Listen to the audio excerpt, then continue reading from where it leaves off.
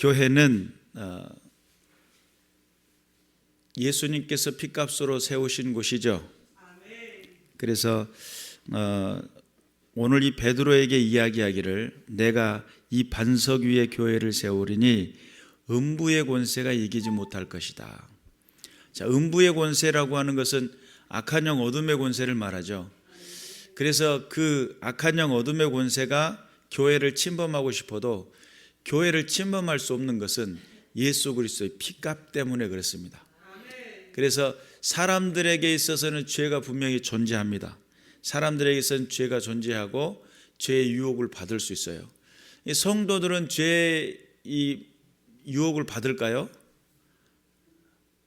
받긴 받습니다. 왜냐하면 예수님도 유혹을 받았잖아요. 마귀의 시험이 있었잖아요.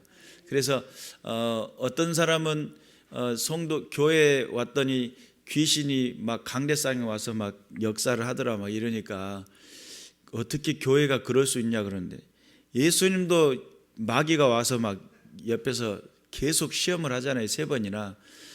그런 측면에서 보면 성역의 개념이 거의 없습니다. 다만 성역이라고 하는 그 개념이 존재할 수 있는 그 근거는 뭐냐면 예수가 악한 영 어둠의 권세를 향해서 이기셨어요. 그리고 그 이기심을 통해 가지고 악한 영 어둠의 권세가 우리를 만지지도 못한다라고 요한일서에서는 그렇게 이야기하잖아요. 교회라고 하는 이 존재가 하나의 성역이 될 수 있는 그 근거는 예수가 함께 하시기 때문입니다. 각 개인마다 악한 영 어둠의 권세가 공격하고 넘어지게 하려고 하는 공격을 멈추지 않습니다. 우는 사자와 같이 삼킬 자를 두루찾고 넘어뜨리려고 작정하고 덤벼드는데 우리의 인생에 우리에게 선택이라고 하는 그 개념이 없다고 한다면 아무리 유혹한들 뭐 하겠어요? 그렇죠? 나에게 선택의 권한이 없는데 나를 유혹한다고 한들 나는 내 목표는 뭐예요? 정해진 대로 가는 거예요. 그런데 내가 어떤 선택을 할 수 있는 여지가 있기 때문에 마귀의 유혹도 유호가 될 수가 있고 마귀가 우리의 삶의 모든 순간에 틈타 가지고 우리를 넘어뜨릴 수가 있는 거예요. 나는 그러면 어떤 선택을 할 것이냐라고 하는 아주 중차대한 그 거리 안에 우리가 있다는 사실을 한번 생각해 볼 필요가 있겠죠. 교회는 그리스도의 보혈로 구속받는 사람들의 모임을 교회라고 표현합니다. 예수 그리스도의 십자가의 보혈을 통해 가지고 구원받기로 작정한 믿음의 백성들이 모여있는 곳을 교회라고 표현하죠. 건물이 교회다라고 하니 건물은 예배당, 예배를 드리는 장소를 말해요. 예배를 드리는 집. 그러면 교회는 뭐냐? 그 안에서 예배를 드리고 있는 사람들, 이 개념이라고 보시면 훨씬 더 정확합니다. 저와 여러분이 하나님의 말씀을 붙들고 하나님 안에서 삶을 결정하고 믿음대로 살려고 적정하고 함께 모여서 기도하고 예배했다면 그것이 곧 교회가 된다. 이곳은 우리가 들어오기 전에 어떤 곳이었어요? 은행이었어요. 은행. 농협 지점은행. 그러다 보니까 어떤 분이 그러시더라고요. 농협이 있었던 자리니까 엄청 잘 될 거라고. 그리고 산에서 계곡이 흐르는 지역에 위치하고 있으니까 엄청 잘 될 거라고. 이 양반이 교회 예수님을 제대로 믿나 싶었어요. 제가. 그분은 이제 이 동네 사시다가 딴 데 돌아가셨는지 정확히는 잘 모르겠는데 풍수 지리적으로 이제 설명을 한 거죠. 재물이 모이는 곳이다 막 이렇게 가지고 설명을 하는데 택도 없는 소리다 이제 속으로 막 그렇게 이야기했어요. 우리가 여기에서 하나님의 백성들이 모여가지고 우리 교회라고 했던 애 맨 처음에 반찬 가게였잖아요. 그 다음에 만화 가게였거든요. 그 다음에 이제 농협 지점으로 왔으니까 뭐 이게 뭔가 좀 좋아진 것만큼은 사실이죠. 문제는 그것이 교회라고, 그거는 예배당, 예배를 하는 처소 이렇게 생각하시면 되고 진정한 교회라고 하는 것은 우리들이 모여서 함께 나누고 그래서 사람들의 모임을 교회라고 표현하시면 더 정확하고 맞는 말씀이 되겠습니다. 그래서 그리스도인들이 함께 모여가지고 하나님 앞에서 예배하는 그런 모임들의 초소를 함께 모여가지고 그 초소 안에서 함께 예배를 할 때 이곳에 하나님이 계신다라고 하는 믿음을 가지면 거기는 반석 위에 든든히 세워지는 교회가 될 줄로 믿습니다. 하나님의 말씀이 주가 되고 하나님의 뜻을 위해 이루고자 하는 목표가 분명히 졌다면 거기는 하나의 교회라고 볼 수 있겠죠. 그래서 오늘 우리가 읽었던 이 반석 위에 내 교회를 세우리니 음부의 권세가 이기지 못하는데 요한일서에서는 우리를 만지지도 못한다는 거예요. 그런 완벽하게 예수님이 우리와 악한 영 어둠의 권세와의 싸움에서 이겨놓으시기 때문이에요. 근데 간혹 그럼에도 불구하고 넘어지는 사람들이 있죠. 그것은 우리들이 아직 감정적인 부분에 있어서 완벽하게 하나님 안에서 하나님의 뜻에 순종하고 해야 되는데 나의 감정적인 컨트롤이 안 돼서 그럴 수 있어요. 내 또 상황 속에 갇혀가지고 이 상황에 넘어져 있는 상황들이 있을 수 있어요. 그러다 보니까 항상 연약하죠. 우리들이 뭔가를 선택을 하며 나가야 되는데 그 선택이 하나님 앞에 바른 선택이 되고 하나님께 영광을 돌리는 그런 자리가 돼야 되는데 나도 모르게 감정에 치우쳐가지고 실수하는 경우가 생겨나고 또 그런 상황들이 계속 반복되다 보면 우리가 하나님의 영광을 위해 부름받은 우리들임에도 불구하고 실수하다가 하나님의 뜻을 그르치게 되는 결과를 가져올 수 있다는 사실을 잊지 맙시다. 자, 성경 한번 보겠습니다. 에베소서 1장 23절 말씀이에요. 에베소서 1장 23절 우리 다 같이 한번 합독해 보겠습니다. 시작. 교회는 그의 몸이니 만물 안에서 만물을 충만하게 하시는 이의 충만함이니라. 교회가 어디라고요? 예수님의 몸이라는 뜻이에요. 예수님의 몸이니까 말 그대로 예수님은 이 땅에 오셔가지고 예수 그리스도께서 하시고자 하는 분명한 목적이 있으셨어요. 예수의 생명이라는 개념 안에서 우리에게 이 살을 먹고 이 피를 마셔라 라고 했을 때 우리에게 생명을 나눠주는 거였잖아요. 그러면서 나눠주시면서 예수님의 지체가 되게끔 하셨다. 그러니까 예수님과 연결된 거예요.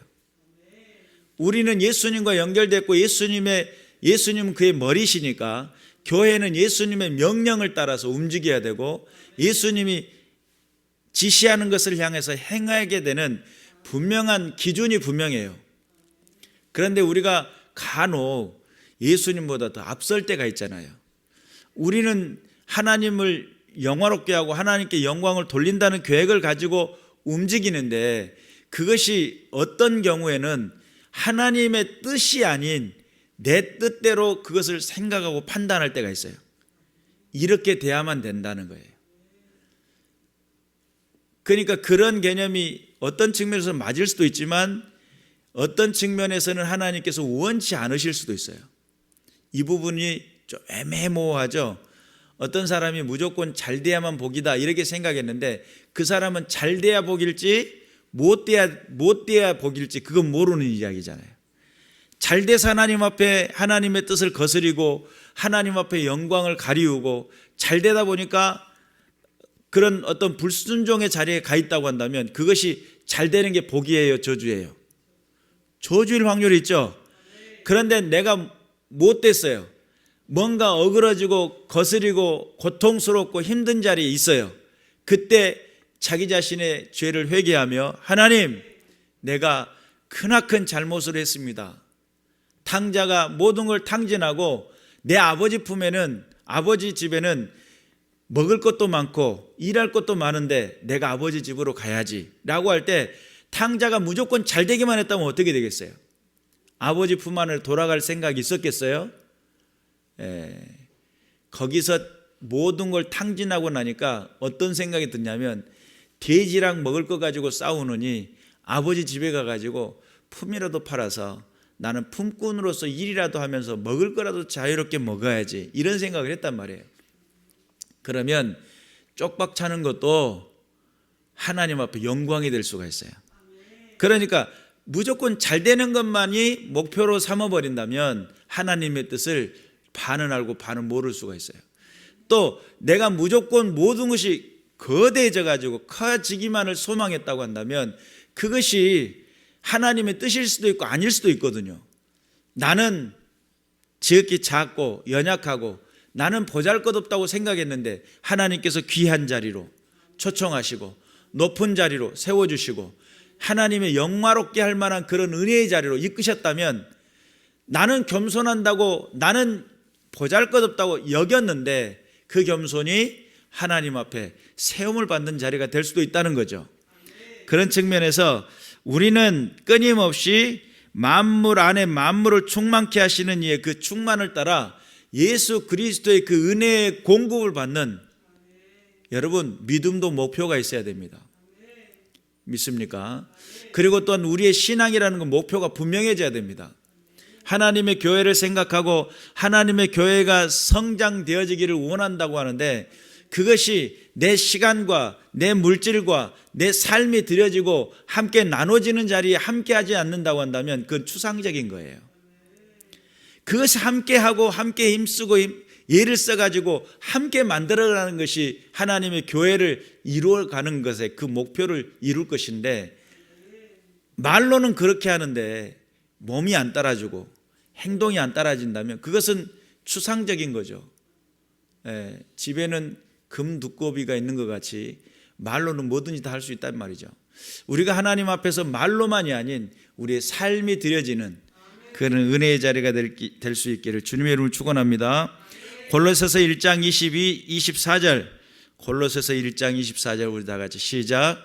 나는 이제 너희를 위하여 받는 괴로움을 기뻐하고 그리스도의 남은 고난을 그의 몸된 교회를 위하여 내 육체에 채우노라. 우리가 지난 수요일 날 말씀을 나눴던 그 말씀이에요. 바울에게 인생 속에 있었던 그 삶에 자기 자신의 삶 속에 예수 그리스도를 아는 그 고상함이 얼마나 귀하고 존귀했던지 자기 자신이 받는 그 괴로움을 기뻐했다는 거예요. 괴로움을 받고 있는데 야 기쁘다 막 이상한 사람 아니에요. 근데 그 기뻐했었던 그 이유가 내가 그리스도의 그 남은 고난에 참여함으로 그 몸된 교회를 위해 내 육체에 채운다는 거예요. 자기 자신의 그 육체의 그 남은 고난을 위해서 그 고난을 육체에 채웠다는 것은 육체에 한없는 그 고난, 그것이 결국은 하나님의 교회가 세워지고 하나님의 백성들이 든든히 세워져 나가는 그 모습들을 보고 그의 마음속에 내가 이 수고하는 것은, 내가 이 노력하고 수고하는 것은 무엇 때문이라는 거예요? 그리스도께서 진짜 하시고 싶었던 일들을 내가 함께 동참하는 거라는 생각을 가지고 있었기 때문에 그런 열정적인 삶을 살았다는 거예요. 그러니까 여러분, 우리가 하나님 앞에서 수없는 많은 말들을 하고 수없는 많은 어떤 공약을 세우고 수없는 어떤 계획을 세웠다 할지라도 정말 하나님이 기뻐하시는 그 자리에 한 걸음도 나가지 못했다고 한다면 공약이 무슨 소용이 있냔 말이에요. 선거 때 수없는 많은 공약 해놓고 지키지도 못하고 하는 그런 정치인들이나 정말 주님 앞에 하나님의 교회가 세워지기를 위해서 그렇게 많은 이야기를 했지만 참여하지 못하는 성도들이나, 이게 비스무리해가지고 본인 어떤 신앙에 깊이 있다고 이야기하려는 모르지만 하나님이 기뻐하시는 그 자리에 함께 나누지 못한다고 한다면 정말 하나님의 영광을 드러내는 믿음의 역사가 나타날 수 있을까? 바울은 그리스도의 남은 고난을 어떻게 했다는 거예요? 당신의 육체에 채웠다는 거예요. 그 육체에 채우는 분명한 목적은 그것이 육체에 고난이 들어올 때 괴롭지만 그 괴로움을 통해 가지고 하나님의 교회가 세워지고 하나님의 교회가 든든히 나간다는 것에 그는 기뻤다는 거예요. 우리 인생 속에서도 분명한 그런 깊이가 있는 하나님의 뜻을 드러내는 믿음의 군사들이 되어야 될 줄로 믿습니다. 고린도전서 12장 12절부터 13절 말씀이에요. 우리 다 같이 시작. 몸은 하나인데 많은 지체가 있고 몸의 지체가 많으나 한 몸임과 같이 그리스도도 그러하니라. 우리가 유대인이나 헬라인이나 종이나 자유인이나 다 한 성령으로 세례를 받아 한 몸이 되었고 또 다 한 성령을 마시게 하셨느니라. 몸은 하나라는 거예요. 몸은 하나이고 많은 지체가 있다는 거죠. 우리의 몸뚱아리도 마찬가지죠. 손가락 지체가 있고 지체가 있는 것처럼 그 몸을 구성하는 아주 필요한 그런 지체들이 있던 것처럼 예수 그리스도 안에서도 그런 필요한 지체가 있고 각각의 지체로 부름을 받았고 예수 그리스도의 그 머리 대신 예수 그리스도와 서로 연결이 되었을 때에 그것은 살아있는 생명체가 되는 거예요. 그래서 한 몸이라는 거예요. 예수 그리스도 한 몸. 여러분, 우리가 어떻게 천국 갈 수 있습니까? 예수 그리스도와 한 몸이 될 때 천국 갑니다. 내가 어떻게 잘나고 똑똑하고 이런 개념이 아니에요. 예수님의 소유가 되어버렸기 때문에 그 예수가 계신 그곳에 가게 되는 거예요. 저번에도 한번 이야기했지만 우리가 하나님의 자녀라고 하는 이것에 아주 중요한 것 중에 한 가지가 신분의 변화죠. 그 다음에 수준의 변화라고 그렇게 이야기했잖아요. 내가 신분의 하나님의 자녀가 되는 신분의 변화가 일어났다면 뭐까지 돼야 돼요? 수준까지 이르러야 돼요. 그러니까 어느 정도 수준에 도달하려고 한다면 하나님의 말씀 앞에서 말씀의 공급을 받아야 되고 말씀 앞에서 이거 작용하고 일을 해야 돼요. 생각을 해보세요. 내 위장에다가 밥을 집어넣었어요. 근데 위장은 분명히 존재하는데 밥을 넣었는데 위장이 움직이질 않네. 그러면 소화불량, 그렇죠? 소화가 안 되니까 작동을 안 해요. 이게 작동을 안 하니까 몸으로 공급해야 될 걸 공급을 하지 않는 거예요. 내가 하나님의 지체이고 지체로서의 작용이 일어나야 될 것은 말씀을 받았으면 그 말씀이 내 안에서 분해가 되고 내 살이 되고 피가 될 수 있도록 그 말씀을 깊이 있게 받아들이는 그런 삶의 작용이 필요해요. 복음이라는 것이 듣고만 그것으로 끝나는 것이 아니라 복음이 삶이 되게 하시고 복음의 삶의 목표를 이루어 나가는 데에 분명한 최선을 다하는 삶이 일어나야 돼요. 그런 작용들이 일어났을 때에 그것이 작용이 되면서 내 안에서 예수 그리스도의 생명이 역동하는 거예요. 오늘도 점심 식사를 하면서 한밥 이렇게 고봉을 해가지고 비벼 먹어요.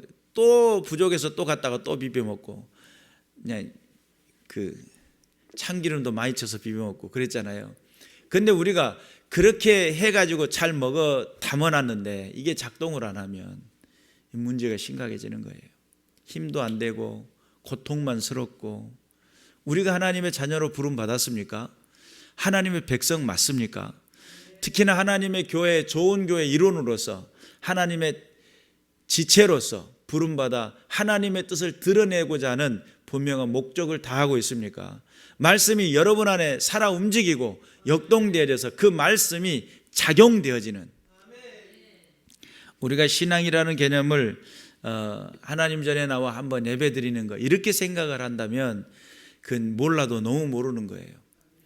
예수 그리스도 안에서 서로 교제가 일어나야 돼요. 성도들은 교제가 일어나야 돼요.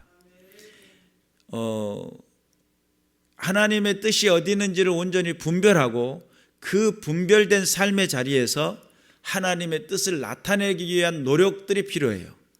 그것이 교회라는 곳에서 서로 교제라고 하는 이 부분 속에 함께 포함되는 단어들입니다. 그리고 또 우리가 유대인이나 헬라인이나 종이나 자유인이나 다 한 성령으로 세례를 받아 한 몸이 되었고 그랬어요. 성령의 세례가 무엇을 만들어요? 한 몸이 되게 한다라고, 그리스도의 몸 안에 들어오게 되는. 그래서 중생이라는 단어를 성령 세례로 봐요. 또 다른 측면에서 성령의 내주하심이에요. 성령의 임재하심이에요. 그래서 그런 개념을 통해 가지고 다 한 성령을 마시게 하셨다. 성령이 내 안에 들어오게 하셨다는 거예요. 진정한 성령 안에서 성령의 명령을 듣는 사람이라면 다를 수는 없겠죠. 하나님께서 원하시는 그 은혜의 자리가 무엇인지를 분별할 수 있겠죠. 우리가 하나님의 뜻을 드러내는 믿음의 군사들 되시길 바라고, 교회가 힘을 얻고 교회가 역동된다는 말은 이에 건물을 세워나가고 이런 개념보다는 우리의 성도들의 서로의 어떤 교제가 분명히 이루어지고 하나님의 뜻을 드러내는 능력이 된다는 사실, 그런 것들을 꿈꿀 수 있도록 우리가 마음을 다해서 하나님의 말씀이 이루어질 수 있도록 깨어서 나가야 될 줄로 믿습니다. 지금은 교회들이 상당히 많은 힘을 발휘하기가 어려워진 세대입니다. 과거에는 교회 중심적인 그런 신앙들을 했었습니다. 특히나 코로나로 지금 이 시기는 더 어려워져 있는 상태죠. 외적으로 돌고 하나의 어떤 영상을 통해 가지고 보는 것으로 하나의 예배를 드렸다라고 하는 생각을 멈춰버릴 때가 많습니다. 그리고 이제 메타버스라고 해가지고 가상으로 만들어지는 그런 교회들을 꿈꾸고 또 가상에서 축도하고 가상에서 신앙 상담하고 어느 곳에 가서 채팅창으로 해서 기본적인 질문에는 답해주는 그런 채팅창 보셨죠? 누르면은 무엇이 궁금하십니까? 이렇게 질문하잖아요. 거기서 필요한 단어가 있는 것을 냉장고, 그럼 냉장고 치면 냉장고 관하게 쫙 나와요. 요즘 뭐 114 전화만 해도 그 방식, 그런 방식으로 보여지는 서비스 뭐 해가지고 메타버스라고 하는 가상 세계를 통해 가지고 하는 그런 거, 과연 그게 진정한 예배일까? 또한 진정한 교회라고 하는 그런 개념을 가질 수 있을까? 요즘은 모이는 교회보다는 흩어지는 교회를 꿈꿔야 된다, 뭐 이런 이야기도 있습니다. 우리가 정말 정작 하나님이 원하시는 그러한 진정한 부흥의 시대, 꿈을 꾸고 하나님의 나라가 역사하는 그 놀라운 능력의 세대를 꿈꾼다고 한다면 우리가 한 번쯤은 고민할 필요가 있습니다. 중세가 오고 그 중세라고 하는 엄청난 세월에 교회가 나락으로 떨어졌어요. 그래가지고 교회는 다 손가락질하는 그런 시기였지만 하나님께서 하시겠다고 작정하는 그 순간에 하나님의 성령을 기대하고 사모했던 한 사람을 통해 가지고 부흥은 시작됩니다. 우리가 정말 하나님의 이 부흥의 시대를 꿈꾸고 도전하려고 한다면 깨어 있어야 될 줄로 믿습니다. 그리고 지금 외쪽으로 돌고 외부적인 어떤 만남과 그런 것들을 계속 추진하고 그렇게 해가지고 뭔가 될 것 같지만 실제적으로 하나님의 교회는 약해져 갈 수밖에 없어요. 그렇게 되면 우리가 하나님 앞에 더욱더 한 목소리를 내고 한 자리에 모여서 힘써서 기도하고 하나님의 뜻을 구하는 그런 믿음의 목표가 분명히 세워졌을 때에 하나님의 교회는 세워지고 영광을 드러낼 수 있다는 사실을 믿으시기를 주님의 이름으로 축원합니다. 그래서 오늘 베드로에게 예수님 하셨던 말씀처럼 내가 이 반석 위에 내 교회를 세우리니 음부의 권세가 이기지 못하리라. 하나님 앞에 깨어 있어서 하나님이 기뻐하시는 믿음의 교회를 든든히 세워져 나가는 저와 여러분 되시기를 주님의 이름으로 축원합니다. 기도하겠습니다.